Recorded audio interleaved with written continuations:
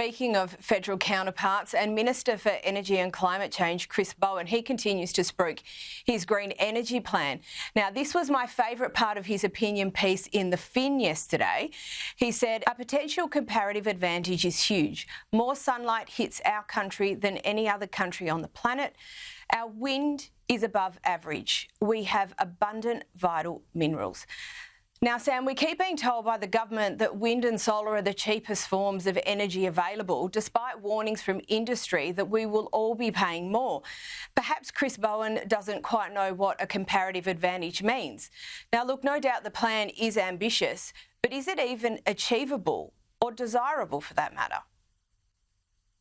I don't know if it is achievable, and I'll go through the reasons why I say that. So, firstly, just on this point that renewables are cheapest, that's completely different to a renewable energy system. Chris Bowen relies heavily or leans heavily on the CSIRO Gen Cost report to make that statement. But just to be clear, this report assessed costs from the point of view of an investor, and they made a clarification on that point in October last year. So that's entirely different to the costs borne by the consumer. So an investor doesn't have to pay for the costs involved in transforming an intermittent power supply into reliable 24/7 electricity. So those costs are borne by the consumer, and the consumer is finding out just what those costs mean as the months and years tick by. But back to your point on whether or not it's achievable, I think there's a limit to how much, to what extent consumers and industry can tolerate continually increasing electricity costs. We've already seen heavy industry start to shut down in Victoria and New South Wales due to high power prices, and I think there is a limit to the extent that people will continue to sustain these cost increases, and I suspect that limit will be exceeded by current energy policy.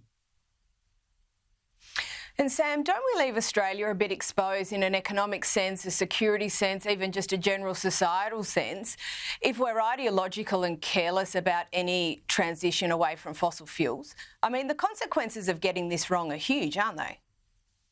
Oh, they're massive. Energy sits right alongside food and water as being critical for modern life. We haven't had to worry about energy prices for a very long time because they've been remarkably stable, but obviously that's all changing now.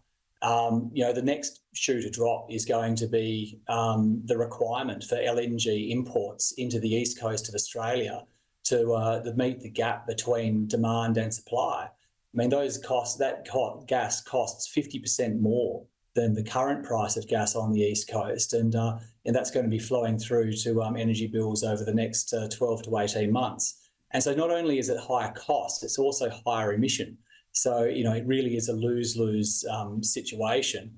And so going forward, Australian consumers are going to have to compete with international markets for LNG.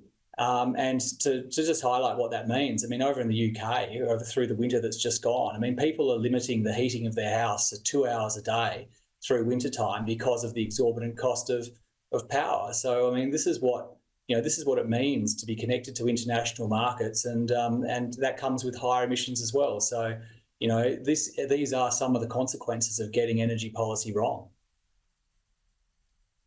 Now on to the upcoming budget, and the Treasurer is doing his best to keep expectations in check. Commodity prices have held up the budget since Labor came to power, but good runs, as you well know, don't last forever. How fraught is our immediate economic and budgetary future? I think in the very short term, we're probably okay, but our position relative, to the rest of the world in terms of, how wealthy we are is deteriorating.